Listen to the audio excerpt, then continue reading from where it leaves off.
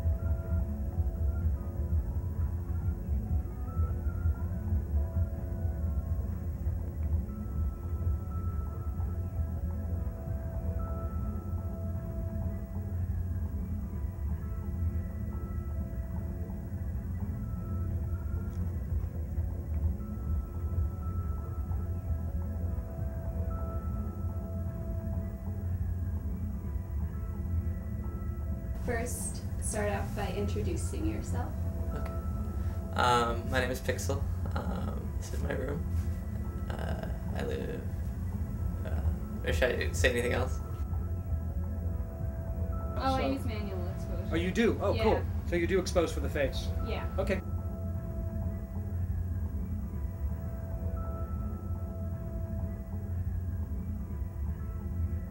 Yeah, it looks really nice right now.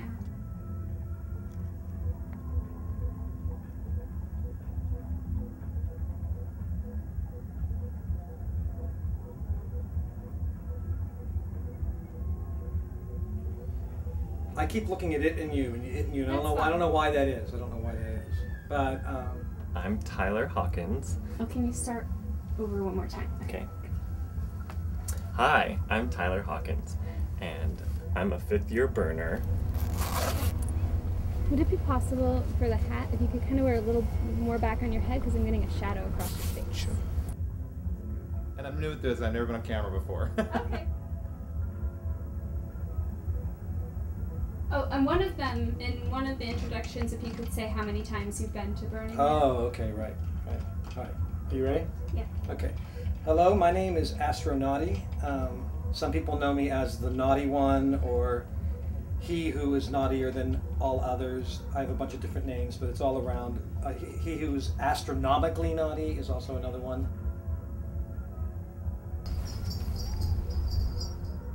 How is it? Looks great. Can you talk a little bit? Yeah, absolutely. Good morning, Denise. It's wonderful to see you.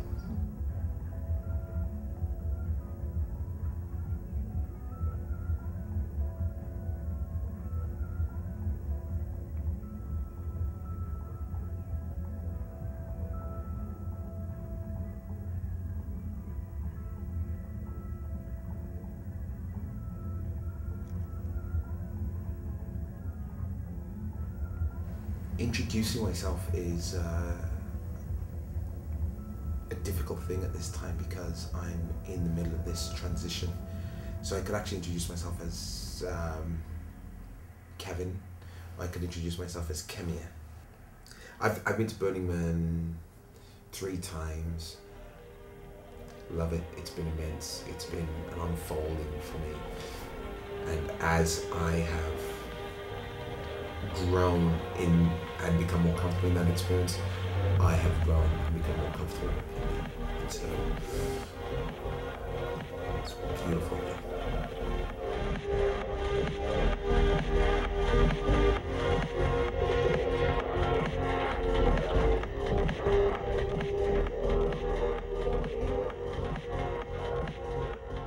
I don't really get I think the gender restrictions. clothing is a little bit boring. There is that Gender-specific clothing. community policing. I start to feel stage is fright. which And it definitely says the worse comments, right definitely before I the need to get ready to go. mm, And it's ridicule, agonizing, shaving myself definitely and doing whatever the I need to do to get ready. I underhanded always comments think, or oh, compliments. people are going to reject me. They're I going to knew think these I'm things weird. They're growing going to up think I'm crazy.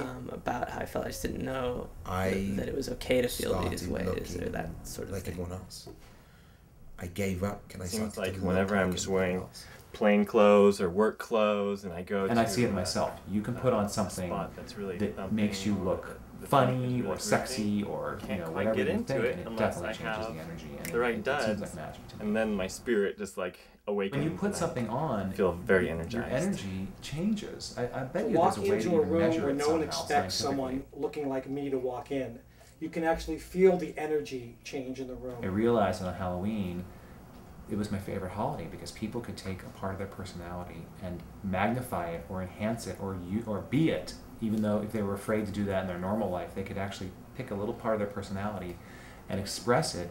And great things would always happen. People would have so much fun because everybody all of a sudden had everything in common together. They're all doing something unusual and they could show that part of their personality, and synchronistic things would happen and people would click and have fun. And I realized this is the best holiday in the world. And when I heard about Burning Man, what could be more fun than a week-long costume party? You're all wearing something crazy. You all have something in common. So it just felt magical to me, definitely. So it took Burning Man to really, really get me wearing crazy costumes, you know, more often.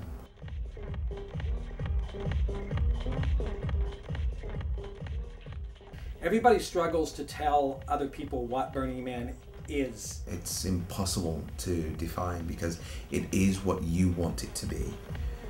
And so for me, I suppose, Burning Man is that sacred chameleon. Burning Man will morph and shift and bring to you what it is that you would like to have it bring to you. And it is all there. It is all possible.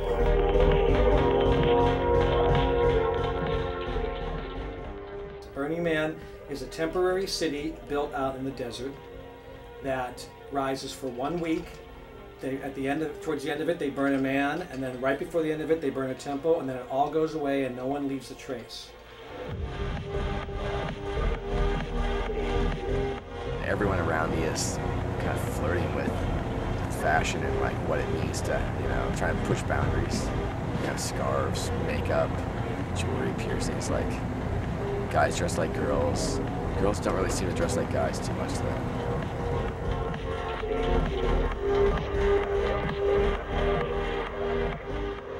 I think the number one thing that Burning Man brings to adults is that it invites them to play again.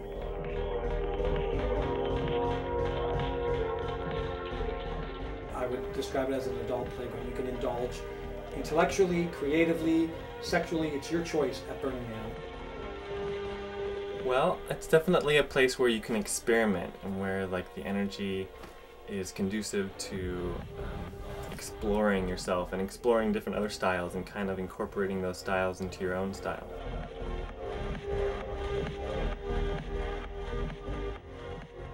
It helps create an awareness that the world needs to be reminded that things can work in magical ways, and there is so much amazing energy out there that I think it's a great thing to go once a year and have a reality check.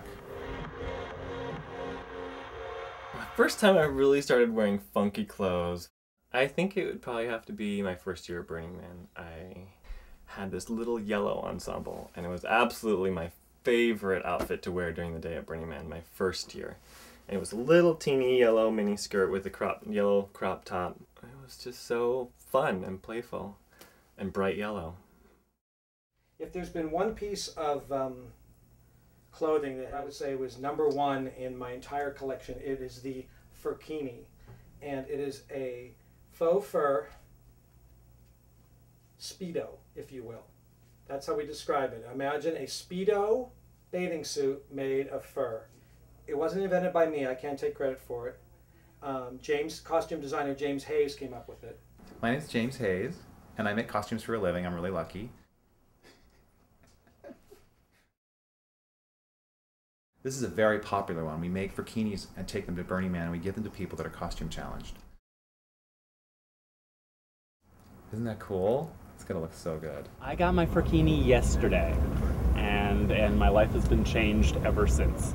It's amazing what it does for someone when they can shed this shell that they normally have in the real world, of the, whatever it's called, the default world, and then they get to this new place and they can put on something that is a new representation of them, and it just brings so much joy into their life. We can't stop. We have to do it. Every year now we have to give people furkinis.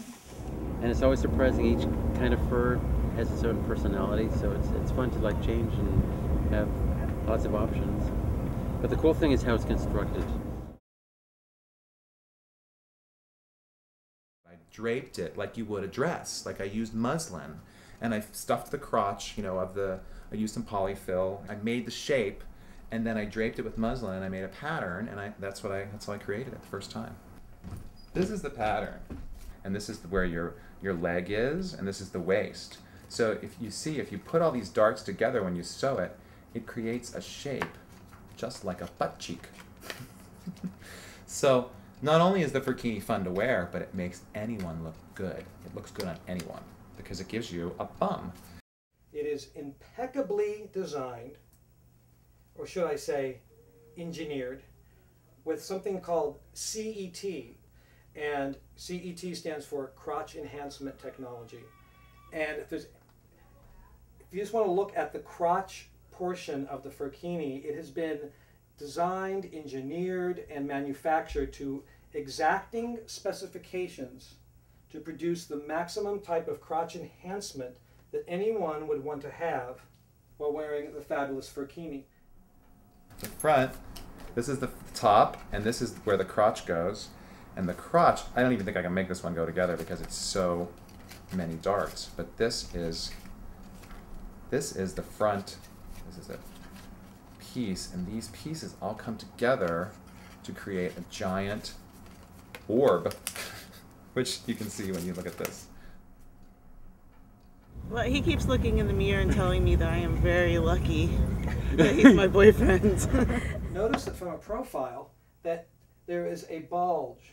It doesn't matter how the person wearing the furkini is endowed or how much they think they're endowed or not endowed for whatever. It's not the point. The point is it's soft, it's furry, it's approachable.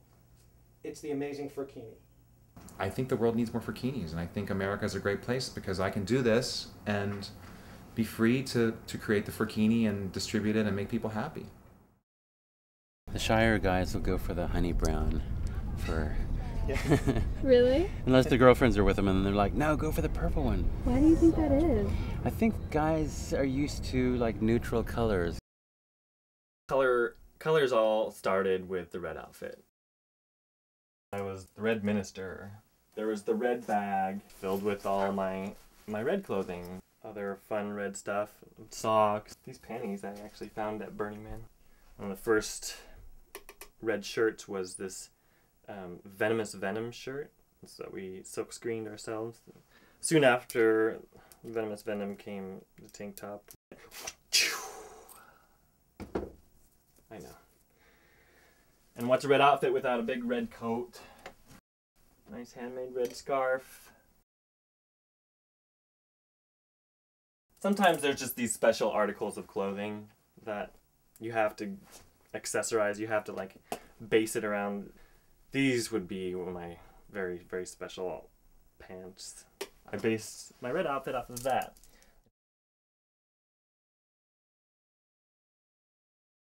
The sweetest canvas that we have is our bodies. And so to be able to play with our bodies and to be able to paint our bodies and dress and celebrate is such a critical piece. It's a core of what Burning Man is. Can you tell me about your first time at Burning Man and what it was like, what you wore, what you saw people wearing, and how you felt about it when you first arrived? There were a couple of things happening for me.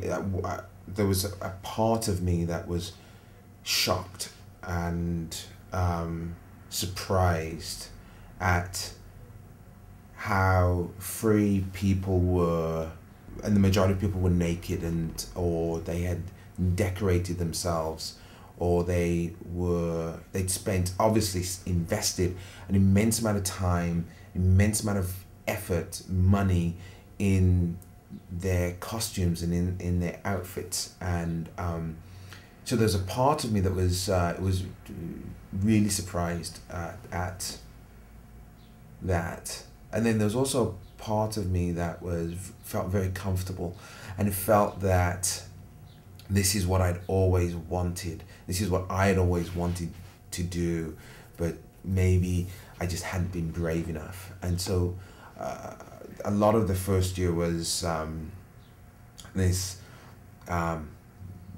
balance, honestly, kind of back and forth, a little between like covering my eyes and just going, wow, that's, you know, one of the most beautiful things I've ever seen, and one of the most beautiful people woman, man that I've ever seen. It's definitely a cool cultural space where, you know, I can feel free to wear this skirt, you know, an even shorter one, and like not worry that someone's gonna fuck with me or like, you know, catcall me or beat me up or like any of that shit. When did you start wearing skirts? Like, what was the first time? I started wearing skirts. It was kind of like a rebellious thing because it was like boys don't wear skirts, and then I started getting a lot of attention from it because like girls like boys in skirts. I guess I first got like kind of a kilt. I went to the thrift store and found what looked kind of like a kilt, but it was actually, I think, a girl's skirt. That was the first one, and I just really enjoyed it. And then a few years ago started wearing them more, kind of getting more of them, feeling more free to express myself that way. I like to wear them like in combinations, usually, so they look a little less like I'm straight cross-dressing and more like I'm just like appropriating. It feels like our world is the way it is for money and for economy. You know, don't only wear regular clothes that you can buy in a store. Don't make your own thing to wear because people are going to think you're weird. So, you know, I feel like that's fostered, you know, to keep us all shopping or something. So it's so great to just come up with something and throw it on and go. And I think that helps people, Burning Man helps people figure that out. I don't really get the gender restrictions. Like, I mean, I understand that people want to, like, create these molds about how we have to act, but, like, I just don't get it. There are so many times when I want to be vulnerable or when I want to be angry. I mean, it's like I want to experience the full range of what we're supposed to be able to engage ourselves as humans. In America, there's this male persona. In India, there's a male persona. In Germany and Holland, there's male personas. And all around the world, like, they kind of disagree and they're kind of similar. And I think I would like to embody, like, the greater good of humanity and not be, like, so limited to, like, what an American male is, you know, like what a European male is. I think the thing about dressing up, especially in public, was not that it was okay, but that it was not okay, because I've always been the type to do things that I'm not supposed to do. I like it when people mix it up and kind of like question the boundaries of their style and push other people to do that and as well, because it kind of awakens something inside of us. You can change the way people perceive you by the way you use certain shapes on your body.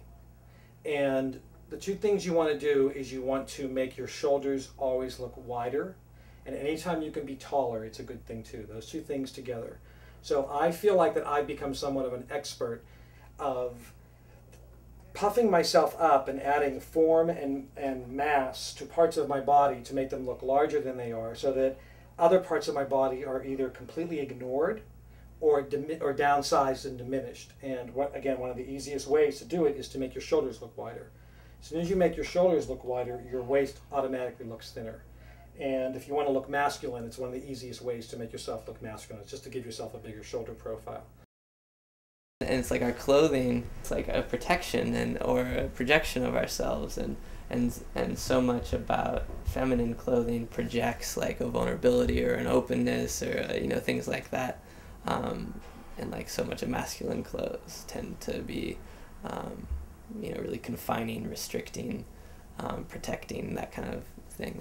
And so I like to mix it up, you know, depending on how I'm feeling. Are you ever concerned about how people perceive your sexuality?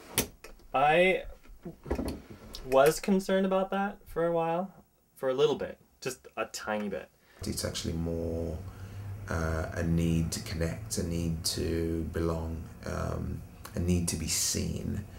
And in our present day understanding, that gets masked or defined as sexuality.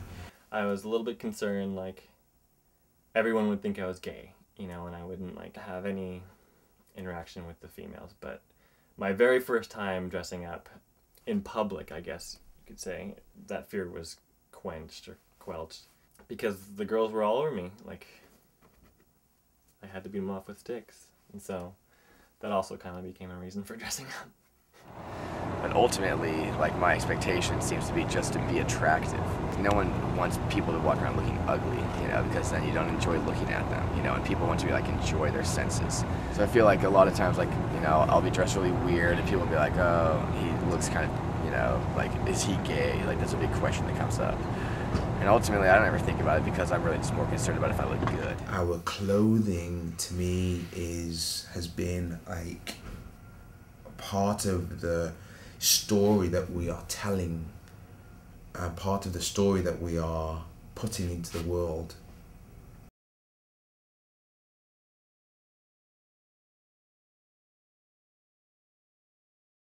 It says, and yes, I do think we should walk and bike more, and fly and drive less, and grow our own organic food and herbs, and the power of love is greater than the love of power.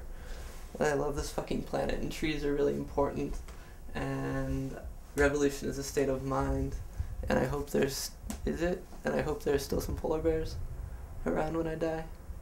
What's the next bit after revolution? Can you lift your shirt a little? Alright. Thanks. Let's see. Revolution is a state of mind, and I hope there are still some polar bears around when I die. And many worlds, right? Worlds are possible, and love is an ocean without shores, and peace is a dream worth living. And then it's gonna go around one more time, and then down my hip, I think, and down my leg. It'll probably say somewhere, and being naked is free, and I like being touched here, and like a few other things. I'm not sure. Because I like outer space, I'm astronauty. The first types of textiles that I used to make my costumes were things like nylon and metal and Velcro and elastic and very, you know, industrial materials, industrial things that astronauts would wear. I like that personally. And I thought it was my costumes were interesting, but people were put off by them. They found it was almost like I was wearing like a leather outfit. It was interpreted as being the same kind of thing, as being like fetishy. But it was fashion to me. It wasn't a fetish. I wasn't like, I don't have to have a sexual experience in nylon, but I think it looks kind of cool. But people found it really off-putting, and it took me a while to figure that out. But the whole astronauty look came out of Burning Man. It was about Burning Man. It was about industrial materials. It was about outer space, and it was a very interesting time in my life to experiment with reinventing myself, taking the joy that I had as a 10-year-old in being into astronauts, and then doing that. If I would have to say to somebody, what did Burning Man do for you personally? It made me feel not just okay about getting in touch with my 10-year-old. It told me that it was a fabulous, wonderful thing that contributes to the evolution of the universe if you get in touch with your 10-year-old, because the spontaneity and the joy and the creativity you have as a 10-year-old, or had as a 10-year-old, in the body of an adult who has means and ways to accomplish things, can create wonderful and amazing things in the world. And I feel like that's what I'm going through, is that I got back in touch with the 10-year-old who wanted to be an astronaut when the man landed on the moon. That was my biggest dream in the world. Like, I remember sitting on the porch of my parents' house looking at the moon, and there were people walking around up there, and I was obsessed with that whole thing. So at the age of 43, to discover I'm going to be an astronaut all of a sudden. I'm going to create my own astronaut adventure. And Burning Man is like another planet.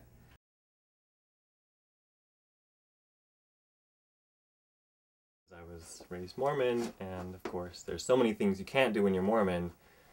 You know, how can you possibly live up to those standards?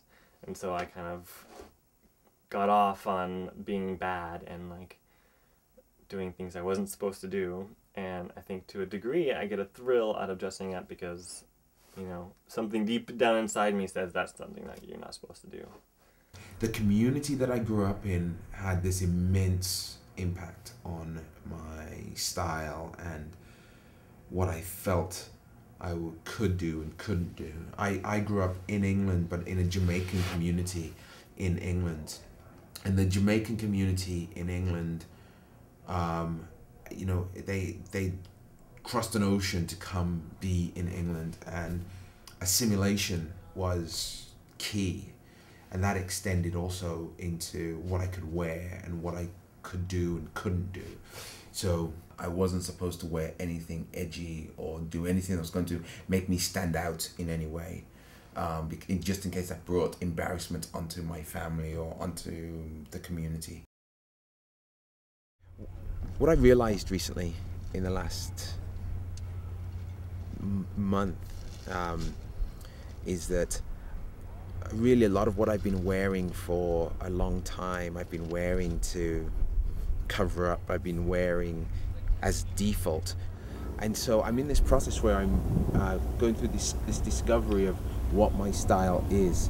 I have bits and pieces, sprinklings of what really does feel right and what feels good, and I'm immensely glad that I'm here at Burning Man because I get to kind of test all those things and try all those things, and it will absolutely inform and transform the way that I dress when I get back to California. Were you scared at first? To be dressing up and going out? Yeah. It's a leap. I've been doing this now for 8 years, and I always have stage fright. I am still scared. I still have, you know, when I get up and I go out like this, I still have this feeling that someone's gonna come up to me and be like, "You faggot" or something. I mean, I guess I don't have that fear. I just have a little bit of anxiety, maybe. There are lots of ways to help, so this is my way of helping. I think it's silly that a Furkini could help the world, but it's true. It is. Are you putting something on to cover up? Are you putting something on to accentuate? Are you putting something on to become something different? Burning Man allows all of that, and it brings all of that into being very in a really profound way. And what I mean by that is, you know, you wear something and someone will come up to you, I guarantee they'll come up to you and say, "Wow, that's really amazing," or "That's very interesting, and this is the reason why." And it's like this, almost this like instant feedback loop. We're going to do more. 50 more people are going to be affected this year. Well, hundreds. I'm sure they'll affect others, and you know, it's a chain reaction. So I started going in 2001, and I was just really amazed at prepared myself for.